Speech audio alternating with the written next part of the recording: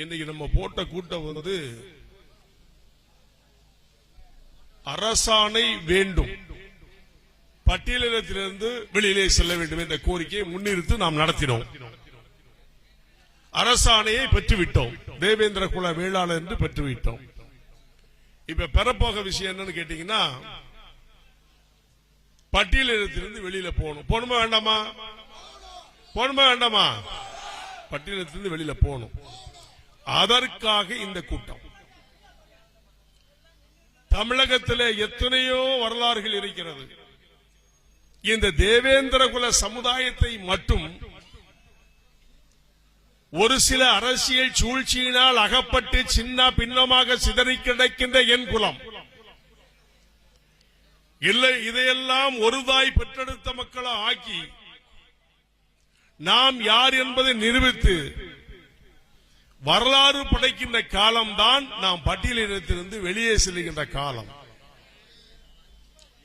அதற்காகத்தான் இந்த போராட்டத்தை நாங்கள் நடத்தி கொண்டிருக்கின்றோம். எங்களுக்கெல்லாம் எல்லா சமுதாயமும் ஆதரவு கொடுத்துக் கொண்டிருக்கின்றார்கள். அருமையாக தம்பி சொன்னது போன்று விவசாயத்தை சார்ந்து வாழுகின்ற என்னுடைய குலமக்கள், தேவேந்திர குல வேளாளர்கள் யாருக்கும் அடிமையாகி வாழ்ந்தது சரித்திரமே கிடையாது.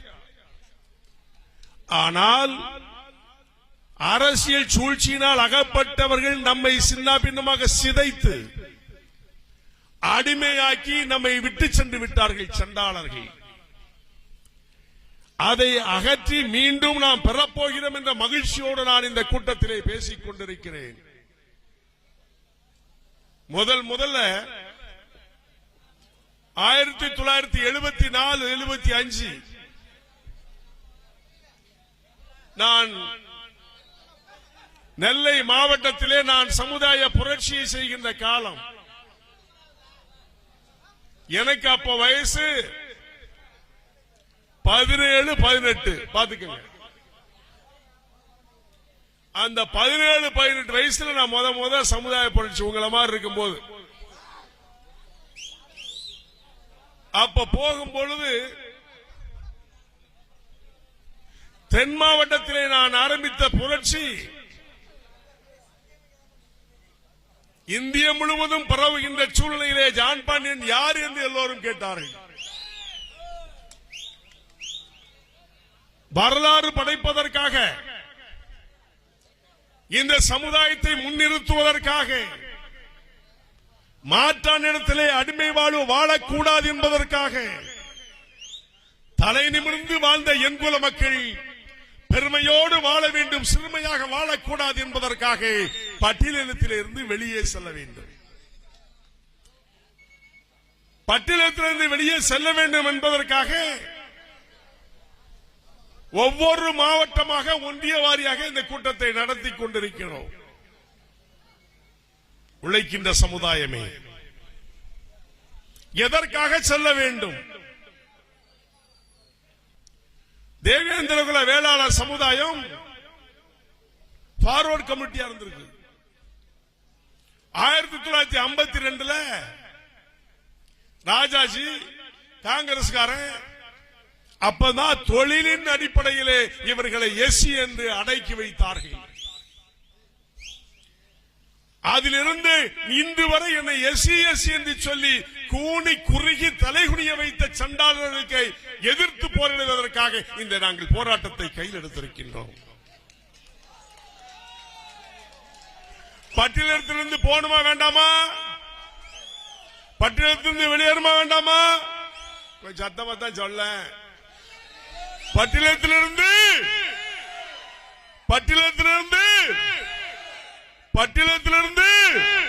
வெளியேறுவோம்.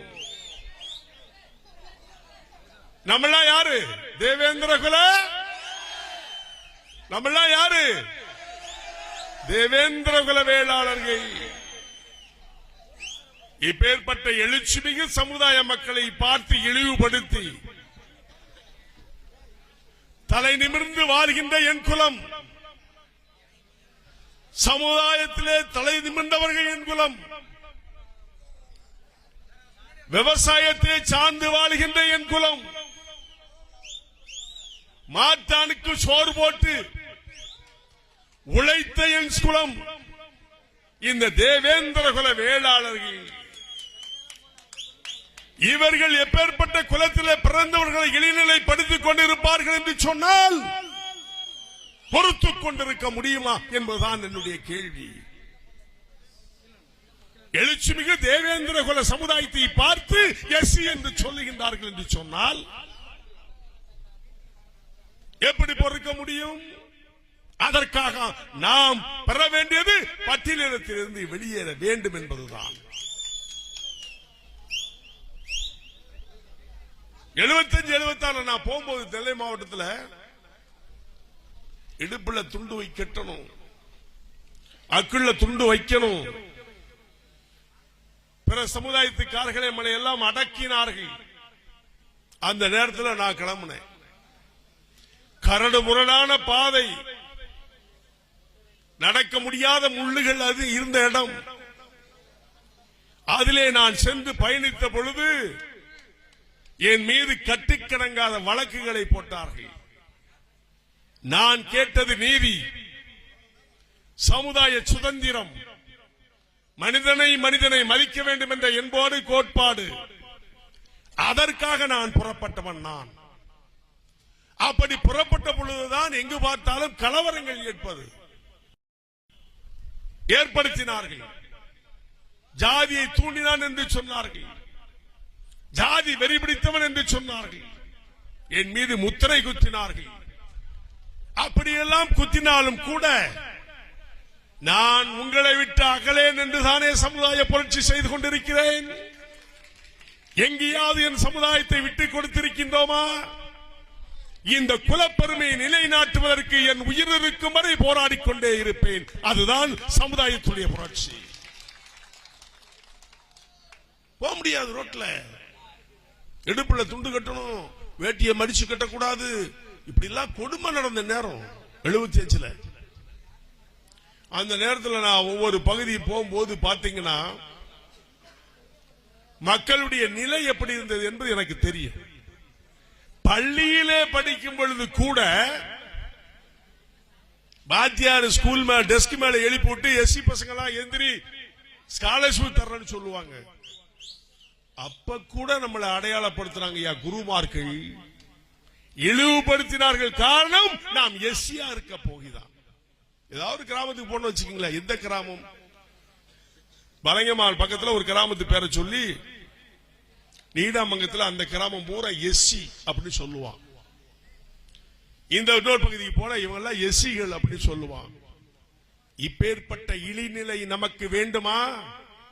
தேவேந்திர குல வேளாள் என்று மார்பு தட்டி நெஞ்சு நிமிர்த்தி நடக்கின்ற என் கூட்டம், சமுதாய கூட்டம்,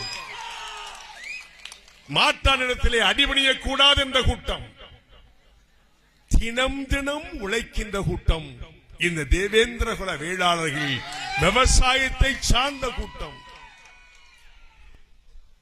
காலையிலிருந்து சாயங்காலம் வரைக்கும் வேலை செஞ்சு ஓடா உழைத்து தேஞ்சி போன என் மக்கள், மற்றவர்களுக்கு சோறு போடுகின்ற என் கூட்டம், என் மக்கள் எப்படி தாழ்த்தப்பட்டவனாக இருக்க முடியும்? அருமையாக தம்பி சொன்னார். நெல்லை மிதிச்சு களையை எடுத்து கருத அறுத்து அப்படியே விளைய வச்சு எல்லாருக்கும் சோறு போட்டார். என் சமுதாயத்தை பார்த்து இழிநிலைப்படுத்துகின்ற கூட்டத்தை கேட்கின்றேன், நாங்கள் தாழ்த்தப்பட்டவர்களா என்பதை எண்ணிப்பார். தாழ்த்தப்பட்டவர்கள் அல்ல, இத முதல்ல நீ தெரிஞ்சுக்க. எவனாவது கேட்டா நீ எஸ்சி சொல்லாத, நான் தேவேந்திர குல வேளாளன் சொல்லு. மற்றவருக்கு சோறு போடுகின்ற சமுதாயம். நான் முத உங்க பகுதிக்கு வந்தப்போ தென் மாவட்டத்தில் முடிச்சுட்டு ராமநாடு முடிச்சுட்டு உங்க மாவட்டத்துக்கு வந்தேன். உங்க மாவட்டத்தில் எப்படி இருந்துச்சு தெரியுமா? ஐயா, சாமி, யசம்மா, இப்படி தானே இருந்தீங்க. அப்படி இருக்கும் பொழுது நான் உங்க ஊருக்கு வந்தேன். 1996 95 தஞ்சாவூர்ல பெரிய மாநாடு, அகில இந்திய தேவேந்திர குல வேளாளர் மாநாடு போட்டேன். 10 லட்சம் பேரை கூட்டினேன். 10 லட்சம் பேரை கூட்டின உடனே நான் வரக்கூடாதுன்னு சொல்லி மொட்டை லெட்டர் மட்டும் பல லட்சம் மொட்டை லெட்டர் போட்டாங்க. டேய் ஜான் பாண்டியா, எங்க பகுதிக்கு வந்தா தலை துண்டிக்கப்படும்.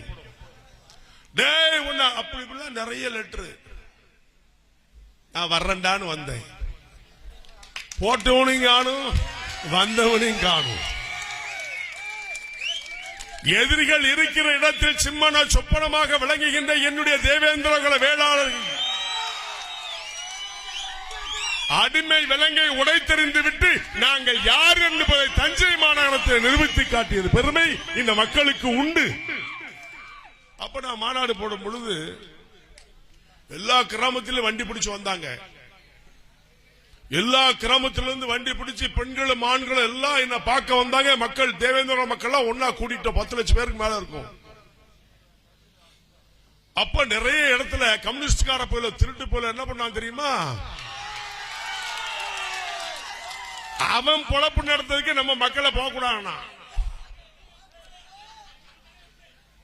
அப்போ உங்களை போல குடியாரப்பட்டாலும் என்கிட்ட கிடையாது. என்கிட்ட இருந்து வீரமிக்க சமுதாய பட்டாளம்.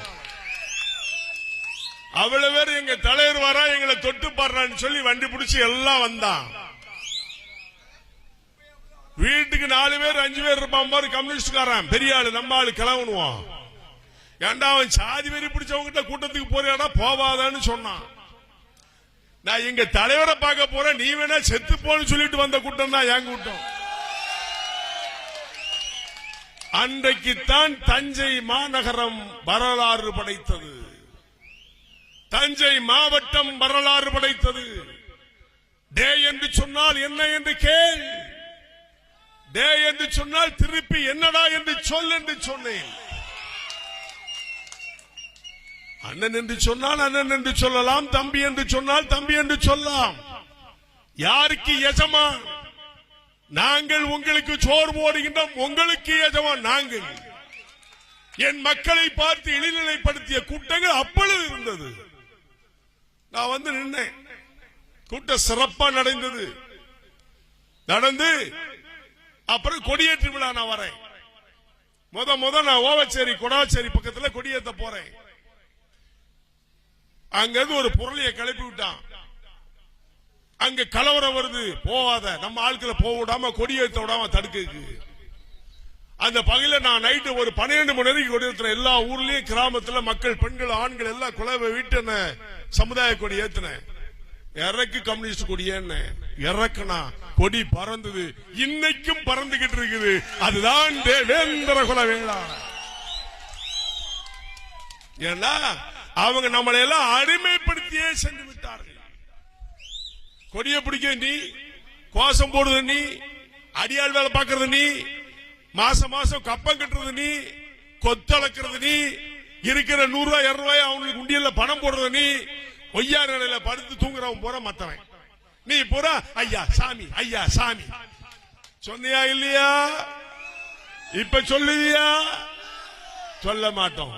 ஏன்னா இது திருவாரூர் மாவட்டம், ஜான்பாண்டுடைய கோட்டை, தேவேந்திர குல வேளாளர்கள் வாழ்கின்ற பகுதி, யாருக்கும் அடிமை இல்லாத பகுதி.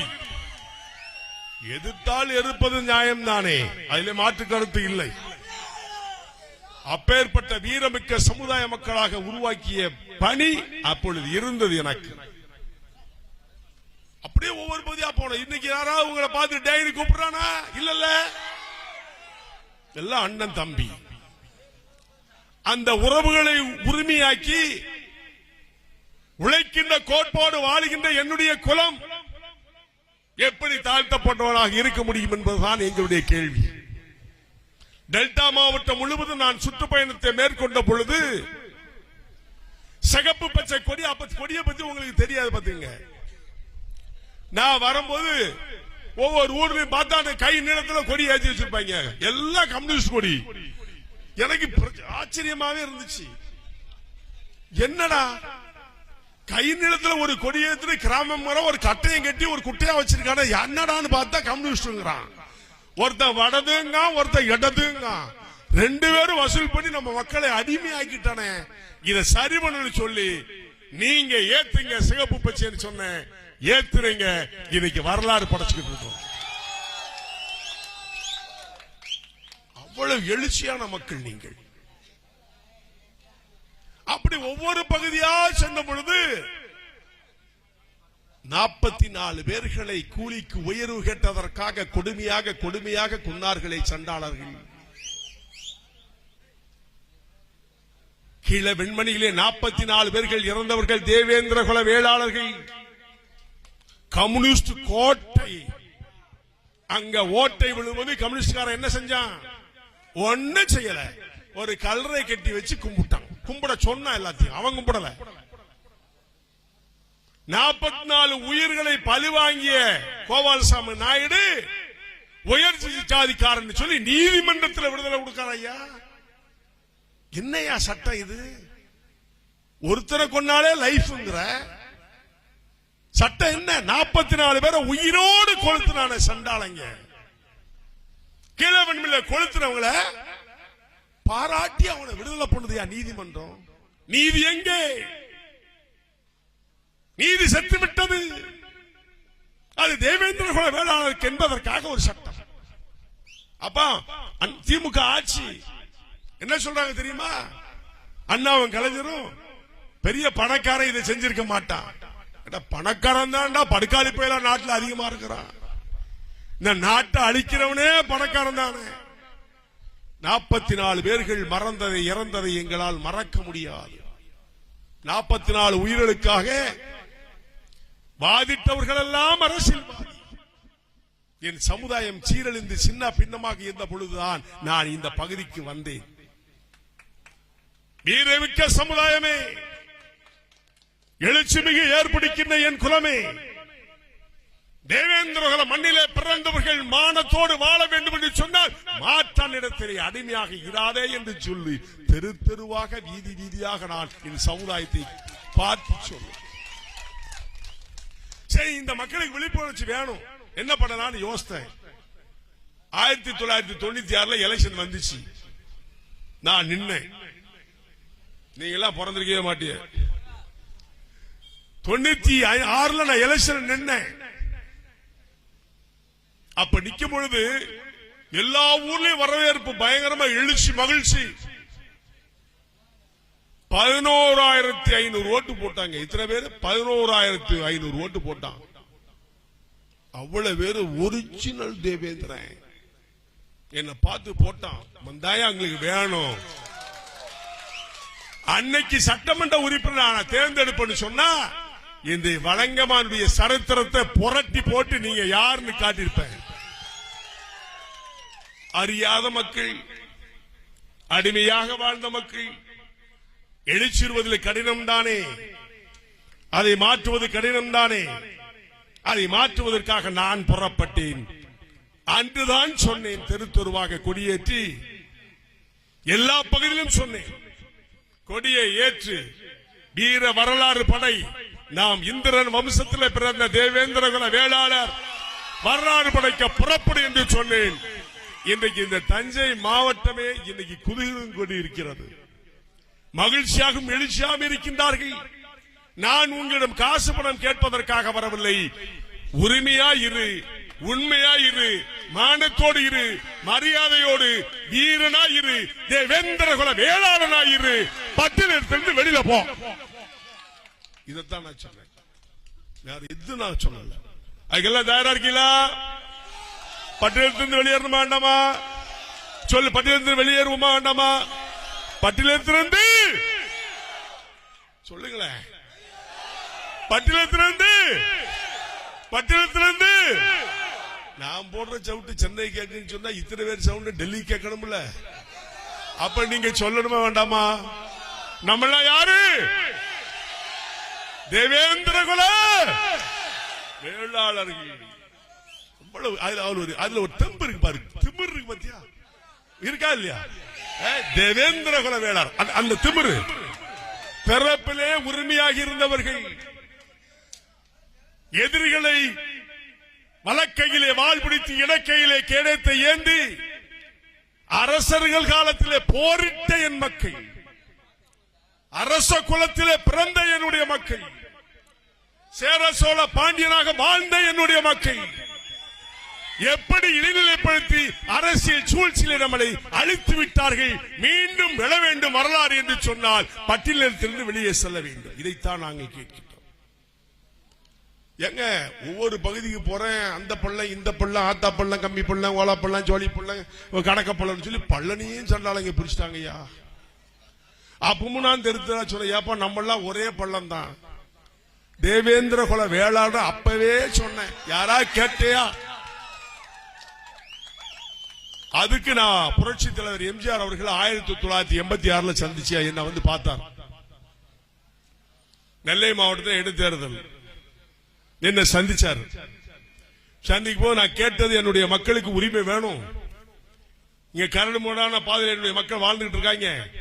அப்பவே நான் அவர்கிட்ட கேட்டேன், பட்டியலிருந்து வெளியில போகணும், அதே மாதிரி தேவேந்திர அரசாணை வேணும்னு கேட்டேன். பாப்போம்னு சொன்னார். ஆனா 6 மாசத்துல இறந்து போனார். அப்புறம் மீண்டும் 1989 கலைஞருடைய ஆட்சி. கலைஞர்கிட்ட நான் கேட்டேன், கலைஞர் பாப்போம்னு சொன்னார், செய்யல. 1989 வன்னியர் சங்கம் ஆரம்பிச்சு அண்ணன் டாக்டர் ராமதாஸ் அவர்கள் என்னை அழைத்து பேசி, பள்ளனும் பள்ளியும் ஒண்ணு தெரியாத வாயில மண்ணு சொல்லி மதுரையில 89 பெரிய மகாநாடு, வரலாற்று சிறப்பு மிக்க மகாநாடு, டாக்டர் ராமதாஸ் தலைமையில் என்னுடைய தலைமையில் 5 லட்சம் பேரை கூட்டினோம் மதுரையில நடந்துச்சு. அப்பேற்பட்ட ஒருதாய் மக்களா வாழ்ந்த என்னுடைய மக்களை பார்த்து எப்படி எசின்னு சொன்னீங்க? அப்பவே சொன்னோம், இல்லை, நாங்கள் தேவேந்திர குல வேளாளர் பள்ளர்கள் பல பிரிவுகளாக இருக்கின்றார்கள், அதிலே ஒரு பிரிவு தான் வடக்கே வாழ்கின்ற வன்னியர் என்று அன்றே நான் பொதுக்கூட்டத்திலே பேசினேன். அவர்கள் தான் பள்ளியும் பள்ளனும் ஒன்று தெரியாத வாயில மண்ணு என்று சொல்லி ராமதாஸ் நானும் பேசணும். ஆனா அங்க அவங்க பேசி நம்ம எசி என்னையா நாடு பிரித்தாளுகின்ற சூழ்ச்சி. மெஜாரிட்டி இருக்கின்ற விவசாயத்தான் இந்த கொங்கு வேளாளர்கள், விவசாயத்தை சார்ந்தவன், வன்னியர்கள் விவசாய பெருங்குடி மக்கள், தேவேந்திர குல வேளாளர்கள் விவசாய பெருங்குடி மக்கள். இந்த விவசாய பெருங்குடி மக்கள் எல்லாம் ஒன்றாக சேர்ந்து விட்டால் நாட்டை ஆண்டு விடுவார்கள் என்று சொல்லி சதிகார கூட்டங்கள் துண்டு துண்டாக நம்மளை எல்லாம் படைத்து பிரித்து விட்டார்கள். அதிலே அகப்பட்டு நாம் எஸ்சி என்ற அடிமையிலே வாழ்ந்து கொண்டிருக்கின்றோம். எப்படியா பொறுத்துக் கொண்டிருக்க முடியும்? பள்ளர்களை சேர்ப்பதற்கே 40 வருஷம் ஆயிருக்கு. 7 பிரிவு, வடக்கிருந்து தெற்க வரைக்கும் எல்லாம் 7 பிரிவு. இந்த உட்பிரிவுகள் உள்ளடக்கி கலைஞரை பார்த்தேன், எம்ஜிஆரை பார்த்தேன், புரட்சி தலைவி அம்மாவை பார்த்தேன், மூப்பனாரை பார்த்தேன், எல்லாரையும் பார்த்தேன். டெல்லிக்கு போனேன், இந்திரா காந்தி அம்மையாரை பார்த்தேன், ராகுல் காந்தியை பார்த்தேன், சோனியா அம்மையாரை பார்த்தேன், மன்மோகன் சிங்கை பார்த்தேன், எல்லா தலைவர்களையும் பார்த்தேன். எல்லாம் பார்ப்போம்னு சொல்லி பார்க்கவே முடியவே இல்லை. பிரதமர் மோடி அவர்களை சந்தித்தேன்.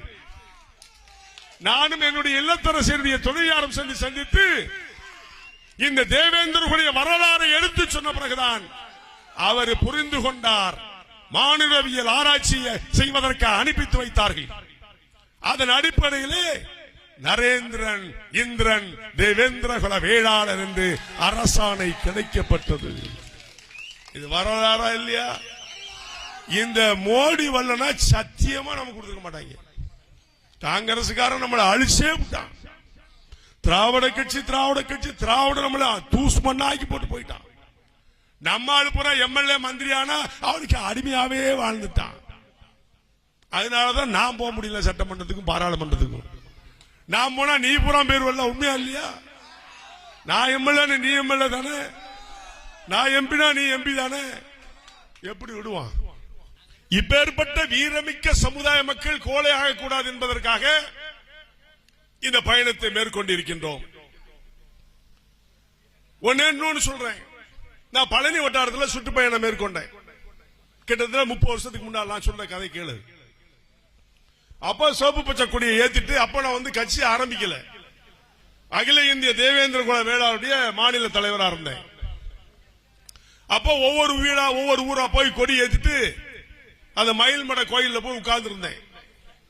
40 கிராமத்திலேயே நாட்டாமை வந்தாங்க. வந்து தலைவர் அந்த மாதிரி இந்த பழனியில நமக்கு மண்டபப்படி இருக்கு, தேவேந்திர குல வேளாளருக்கு எவனுமே தரமாட்டான், நம்மகிட்ட இருந்து புடுங்கிட்டாங்க மத்த சாதிக்காரங்கன்னு சொன்னாங்க. அதுக்கு ஆதாரம் இருக்கான்னு கேட்டேன். அப்ப அந்த கிராமத்து 40 கிராமமும் சேர்ந்து ஒரு செப்பு பட்டயம் இருந்துச்சு. தேவேந்திர குல வேளாளுக்கு உரிமையா பாத்தியப்பட்ட செப்பு பட்டயம். அந்த செப்பு பட்டயத்தை என்கிட்ட கொடுத்தாங்க. கொடுத்து பார்த்தேன். பார்த்துட்டு நான் போய் இத முதலமைச்சர் காட்டி எப்படியாவது பரலான்னு சொல்லிட்டு வாங்கிட்டு, அதுல எழுத்தாணியில் எழுதுறதுனால அதுல நம்மளால படிக்க முடியாது. மதுரையில் இருக்கிற மானுடவியல் ஆராய்ச்சி மையத்தில் கொடுத்து தமிழாக்கம் பண்ணி, அது தமிழ் தான், சுத்த தமிழ், எழுத்தாளி எழுத தமிழ் நம்மளால படிக்க முடியாது. அதுக்கு ஆராய்ச்சி மையத்தில் கொடுத்து எழுதி வாங்கிட்டு ஒரு ஃபைல் பண்ணிக்கிட்டு 1996 கலைஞரை போய் சந்திச்சேன். சந்திச்ச உடனே கலைஞர் கேட்டாரு, என்னன்னாரு, இந்த மாதிரி பழனியில முருகன் கோயில்ல எங்களுக்கு பரிவட்டம் இருக்குது, இத வந்து மத்த கம்யூனிட்டிக்காரங்க அனுபவிச்சுக்கிட்டு இருக்காங்க, எங்களுக்கு தரணும்னு சொன்னேன். என்ன ஆதாரம் இருக்குன்னு கேட்டார். செப்பு பட்டயத்தை காட்டினேன். செப்பு பட்டயத்தை காட்டிட்டு, நான் இதை பார்த்துக்கிட்டுமான்னு வாங்கிட்டான்னு வாங்கட்டுமான்னாரு. நான் கொஞ்சம் உஷார் பேர் நான் செப்பு பட்டயத்தை தராம அந்த தமிழகத்தை தூக்கி கையில கொடுத்துட்டேன். ஏன்னா புடிச்சிட்டாங்கன்னா அப்புறம் திருப்பி தர மாட்டாங்கல்ல, நமக்கு தான் தெரியுமே, வரலாறுலாம் இப்படித்தானே அழிஞ்சு போச்சு. உடனே சரின்னு சொல்லி அப்ப தமிழ் குடிமகன் தமிழ் ஆராய்ச்சி மையத்துடைய அமைச்சரா இருந்தார். அவர்கிட்ட கொண்டு போய் நீ போய் கொடுத்துட்டு, இவர் இங்க இருந்து போன்ல சொல்லிட்டார், இந்த மாதிரி ஜான் பாண்டி வாரான், அது என்னன்னு பாரியா அப்படின்னு சொன்னார். நான் போய் தமிழ் குடிமகனை போய் பார்த்தேன். அவர் பார்த்துட்டு அடுத்த வாரத்துக்குள்ள நான் படிச்சு பார்த்து சொல்றேன்னு சொல்லிட்டார். ஒரு திருப்பு இல்ல, 2வது திருப்பு போனேன், 3வது திருப்பு போனேன், 4வது திருப்பு போனேன், 5வது திருப்பு நேர கலைஞர் போய் தருவீங்களா தரமாட்டீங்களான்னு கேட்டேன். வேற வழி இல்லை, எத்தனை திருப்பு தான் நம்மளை அலைய விடுவான். நேரா போனேன், தருவீங்களா தரமாட்டீங்க, என்னதான் நடந்துச்சுன்னாரு. இத்தனை திருப்பி என்ன அலைய விட்டுட்டு கொடுக்கல. உடனே கூப்பிட்டாரு, என்ன தமிழ் குடிமகன், என்ன ஆச்சு அது ஜான் பாண்டி கொடுத்த இது என்ன ஆச்சு, பரிவட்டம் உண்டா இல்லையா? நான் செய்தையான்னு சொல்லிட்டு நான் போனேன். அரசாணை 1989 அவருடைய ஆட்சியிலே எனக்கு கொடுக்கப்பட்டது. எனக்கு என்பதை விட அகில இந்திய தேவேந்திர குல மக்களுக்காக பரிவட்டத்தை வாங்க வேண்டும் என்ற முதல் மரியாதை அரசாணை மூலமாக பெறப்பட்டது. இன்னைக்கு மண்டபப்படி 26 ஆண்டுகள் நடந்து கொண்டிருக்கிறது. இப்படி ஒவ்வொரு கோயிலும் முதல் மரியாதை இருக்கிற என் மக்கள் எப்படி தாழ்த்தப்பட்டவனா இருக்க முடியும்? இதை யோசித்து பார்க்க மாட்டீங்களா? பட்டீஸ்வரர் கோயில் சமீபத்தில் நடந்து கோயம்புத்தூர்ல 5 ஏக்கர் நிலம் இருந்துச்சு, எல்லாம் வித்து தின்னுட்டாங்க. 50 சென்ட் தான் இருக்கு, அதையும் வித்து தின்னுட்டு இப்ப 5 சென்ட் ஆகிட்டான். அதுலதான் நாட்டு விழா நடக்குது. முதன்மையாக நாட்டு நட்டாதான் அந்த சாமி ஊர்வலமே போகும். தேவேந்திர குல வேளாளர் நடனம். அப்பேற்பட்ட முதன்மையா இருக்கிறவன் எப்படியா தாழ்த்தப்பட்டவனா இருக்க முடியும்? யோசிப்பாரு. காஞ்சிபுரத்தில் இருக்கிற புஷ்ப பல்லக்கு விழா இப்ப 3வது ஆண்டு நடந்துகிட்டு இருக்கு. கிட்டத்தட்ட 100-150 ஆண்டுகளுக்கு முன்பாமே புஷ்ப பல்லக்கு அந்த அங்க இருக்கிற சாமிக்கு நம்ம ஆள் புஷ்ப பல்லக்கு வச்சா மட்டும்தான் அந்த சாமி ஊர்வலம் போகணும். வரலாறு. அதையும் தின்னுட்டாங்க, புடிங்கிட்டாங்க. என்கிட்ட வந்து சொன்னாங்க. நேரா போனேன் மடத்துக்கு. அங்க இருக்கிற குருக்களை பார்த்தேன். தேவேந்திர குல வேளாளுக்குரிய பாத்தியப்பட்டதை குடுன்னு நான் கேட்டேன். உன்னை யாரு வர வேண்டாம்னு சொன்னா, நான் தான் தர ரெடியா இருக்கேன், யாரு வாரதுன்னு கேட்டாரு சாமி. அதுக்கு தானே நான் வந்திருக்கேன். எடுத்துக்கான்னாரு. இப்ப 3 வருஷமா புஷ்ப பல்லக்கு விழா நடந்துட்டு இருக்கு. பாத்தீங்களா? அப்ப எப்படி நம்ம தாழ்த்தப்பட்டவனா இருக்க முடியும்? முடியாது. திருச்செந்தூர் முருகன் கோயில் நமக்கு பாத்தியப்பட்டது. இப்படி ஒவ்வொரு கோயிலும் முதன்மையாக, இந்த மீனாட்சி அம்மன் கோயில் பாருங்க மதுரையில, அது நமக்குரியது. ஆக முதல் மரியாதை, முதல் பரிவட்டம் கட்டுகின்ற இந்த குலம், இந்திர வம்சத்திலே பிறந்த என்னுடைய மக்கள் எப்படி தாழ்த்தப்பட்டவனாக இருக்கும் என்பதற்காக உண்மை சரித்திரத்தை எடுத்து உரைத்து அனைத்து ஜாதி சமுதாய மக்களும் ஏற்றுக்கொள்ளக்கூடிய வரலாற்றை படைப்பதற்காக நான் இந்த புறப்பட்ட பயணம். வரலாறு படைக்க வேண்டும். நாம் தாழ்த்தப்பட்டவன் இல்லை என்பதை நிரூபிக்க வேண்டும். அதற்கு நீங்கள் தயாராக வேண்டும். எல்லாம் தயாரா இருக்கியா? உரிமையை விட்டுக் கொடுக்க முடியாது. அடிமை என்ற வாழ்வு வாழ்ந்தது போதும். அராஜகங்களாக இருந்த காலங்கள் மீண்டு விட்டது. மீண்டும் வரலாறு படைக்க வேண்டும் என்று சொன்னால் தேவேந்திரகுல வேளாளர்கள் முதன்மையானவர்கள். நாங்கள் தாழ்த்தப்பட்டவர்கள் அல்ல. விவசாய பெருங்குடி மக்கள், வேளாண் மரபினர்கள். இப்பேற்பட்ட குலத்தை பார்த்து இழிநிலைப்படுத்துவார்கள் என்று சொன்னால் பொறுத்து கொண்டிருக்க முடியுமா? சகோதரர்களே, சகோதரிகளே, சிந்தித்து பாருங்கள். இன்னைக்கு எல்லாரும் நம்மள ஆதரவு கொடுக்காங்க. தேவர் சமுதாயம் ஆதரவு ஜான் பண்ணி போறாரு. அவர் கேட்க நியாயம். நாடார் சமுதாயம் சொல்லுது ஆதரவு கொடு, அவர் நியாயம் போறாரு. செட்டியார் சமுதாயம் சொல்லுது அவர் கேட்பது நியாயம், ஆதரவு கொடுங்கிறாங்க. கொங்கு வேளாளர் சொல்றா அவர் செய்த நியாயம், அவருக்கு கொடுங்கிறாங்க. மொத்தத்தில் ஆல் கம்யூனிட்டி சொசைட்டி எல்லாருமே தேவேந்திரகுல வேளாளர்கள், தாழ்த்தப்பட்டவர்கள் அல்ல என்பதை உறுதியாக்கப்படுகின்றோம்.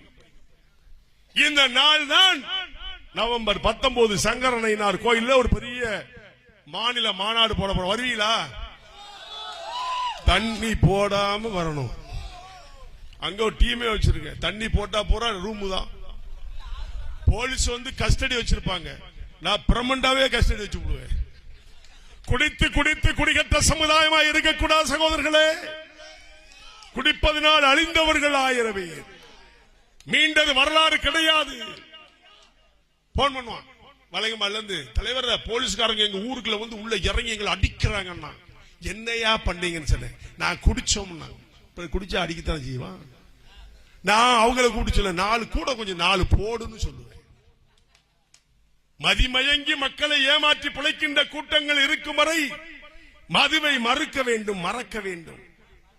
மதுவினால் மாண்டோர் அதிகம், மதுவினால் மீண்டோர் கிடையாது. வரலாறுலே கிடையாது. அரசர்கள் அந்த காலத்திலே மதுவினால் மயங்கி கிடந்தா நாட்டை பிடிச்சான். அப்போ நீங்க எல்லாம் இப்படி குடிக்கிட்டு போனீங்கன்னா உங்களுடைய நிலை என்ன? உங்களுக்கு குழந்தைகளுடைய நிலை என்ன? உங்க குடும்பத்துடைய நிலை என்ன? தண்ணி போட்டா அவனுக்கு வீரம் வருமா? தண்ணி போட்டா பக்கத்து வீட்டுக்காரன் நம்மள்ட்ட சண்டை போடுவான். அப்படிமா தண்ணியை போட்டு பொண்டாட்டி உலக இருந்து தொட்டி அட்டி பக்கத்து வீட்டுக்காரன் பக்கத்து ஏரியாக்காரன் வந்தா ஓடி போய் பூசிக்கு போட்டு உட்கார்ந்துடுவான். அந்த மதுவில் மயங்கியனால் ஏற்பட்ட இழுக்கு. அப்ப மது நமக்கு தைரியம் வராது. அப்ப மது அழிக்கணுமா வேண்டாமா? ஒழிக்கணுமா வேண்டாமா? ஒழிக்கணும். தயவு செய்து அன்பாக கேட்கிறேன் சகோதரர்களே. இளம் பருவத்திலே இப்படி குடித்து குடித்து குடிகட்டவனாக இருப்பீர்கள் என்று சொன்னால் வீரமிக்க சமுதாயமாக இருக்கின்ற நீங்கள் எப்படி வீரமாக விடியும்? தயவு செய்து மது வேண்டாம். மது நமக்கு வேண்டவே வேண்டாம். சகோதரர்களை சிந்தித்து பாருங்கள். எத்தனை ஜாதிகாரன் இருக்கான். எவனாவது தண்ணி போட்டு ரோட்டுக்கு வரானையா? நீதானே ரோட்ல படுத்து கிடக்கான். வளையமான்ல ஒரு ரோட்ல ஒருத்தன் படுத்து கிடக்கான்னு சொன்னா யாரு? இந்த ஊருக்காரன். குண்டில வேட்டிலாம் படுத்து கிடக்கான் பாரு, இந்த ஊருக்காரன். அசிங்கப்படுத்தி கேவலப்படுகின்ற நிலை இந்த மதுவினால் இருக்கிறது. அன்பார்ந்த சகோதர சகோதரிகளே, மது வேண்டாம். மதுவினால் மாண்டோர் தான் அதிகம் என்று சொல்வது வரலாறு. அதைத்தான் நாங்கள் சொல்கின்றோம். இளம் சிறியவர்கள் அனைவரும் நிறைய பேர் இங்க பிடிச்சு குடிச்சுக்க போட்ட போத எனக்கு ஏறுது. குடிக்காதங்க, வேண்டாம். குடும்பம் சீரழிந்து போய்விடும். குலங்கள் நாசமாகி போய்விடும். குல வரலாறு நாசமாகி போய்விடும். மது வேண்டவே வேண்டாம். சகோதரரை சிந்தித்து பாருங்கள். நான் சொல்லுவது சரியா தவறா என்பதை எண்ணி பாருங்கள். நல்லா சாப்பிடுங்க, குழந்தைகளை படிக்க வைங்க, நல்ல வயிறு புடைக்க திரும்புங்க, நல்ல கொழுப்பா இருங்க, திம்புரா இருங்க, யாருக்கு அடிப்படையாத. ஆனா மது மட்டும் குடிக்காத. நான் சொல்றது வேற ஒண்ணு உங்ககிட்ட கேட்கல. வேண்டாம். சகோதரரை சிந்தித்து பாருங்கள். அரசு விற்பான், அவனுக்கு வேலை வெட்டில கொள்ளக்கார பசங்க விற்பான். அவன் குடிக்கிற காசுல போய் நீ காசு உழைக்கிற காசு 100 ரூபாய்க்கு குடிச்சிட்டு 75 ரூபாய்க்கு தண்ணி அடிச்சு 25 ரூபாய் குடும்பம் நடத்த முடியுமா?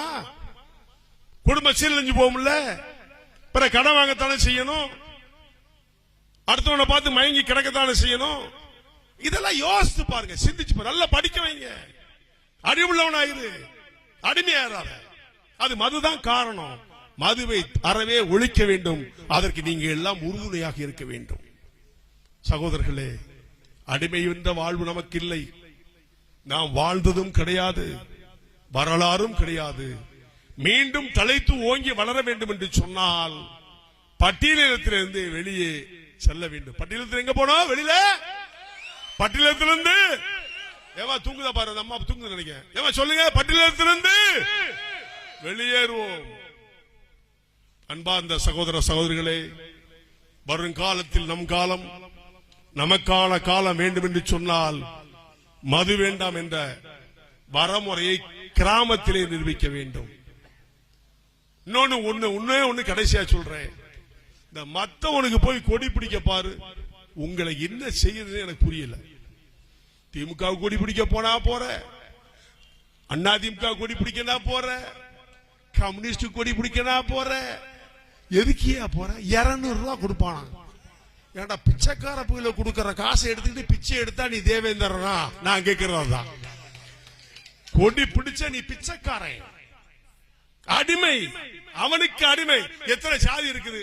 அவன் எம்எல்ஏ நிக்கிறான், எம்பிக்கு நிக்கிறான், மந்திரியா இருக்கிறான், அவன் குடும்பம் எவனாவது கொடி பிடிச்சிட்டு வாழ்க வாழ்கன்னு சொல்றான். ஐயா, எந்த சாதியாவது போகுதாயா? நீ ஏயா போய் தொலைக்கிற 200 ரூபாய்க்கு போய்?